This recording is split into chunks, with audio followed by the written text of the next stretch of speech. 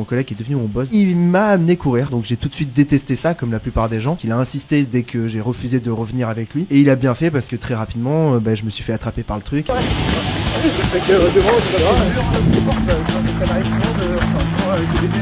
On m'est venu à la course à pied, elle m'est un peu tombée dessus à un moment de ma vie où je manquais de passion. J'avais terminé mon époque étudiante où je m'étais passionné pour la vie associative et je rentrais dans le monde professionnel et donc j'étais sur une activité qui était intense la journée, mais le soir je m'ennuyais un peu et je voulais me remettre au sport parce que sortant de plusieurs années d'études, j'avais quand même un physique qui était dramatique et un cardio exécrable, et il s'est trouvé que une passion est venue me faucher, et cette passion elle portait le nom de Ronald, et c'était mon collègue à l'époque, mon collègue qui est devenu mon boss d'ailleurs depuis, et qui vraiment le lundi matin quand il résumait son week-end, il se la pétait un peu parce qu'il racontait qu'il avait couru 20 ou 30 km ce week-end parce qu'il préparait à 80 km dans un mois. Et pour moi c'était lunaire d'entendre parler de ça parce que j'étais à des années de pouvoir penser, imaginer que c'était possible de courir des distances comme ça, et il m'a amené courir, donc j'ai tout de suite détesté ça comme la plupart des gens, et il a peut-être vu en moi ce que moi j'avais pas vu, c'était qu'il y avait la possibilité que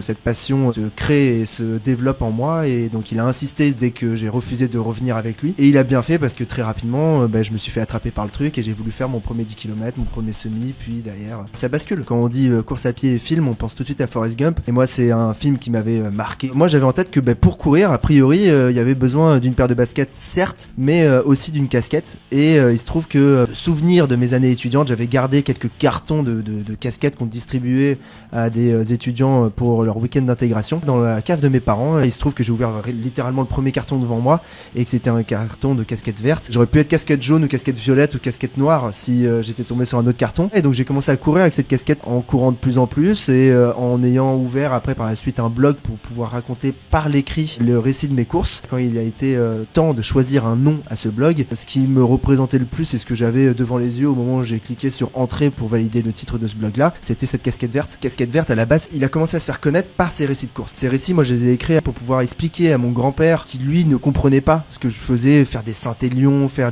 les Templiers, et il disait que en fait ça allait me tuer mes genoux. Pour lui la course à pied c'était Alain Mimoun, et en fait ces récits n'ont pas plu qu'à mon grand-père, ils ont plu à beaucoup de gens qui se sont identifiés peut-être à ma manière d'écrire, mais ils sont identifiés à ce jeune parisien de 23-24 ans qui a rien à faire dans le monde de la course à pied, qui continue à boire des bières, qui décide de pas suivre les dogmes et les principes établis pour réussir en course à pied, qui y va et qui se prend des claques parce que c'est dur de faire ça.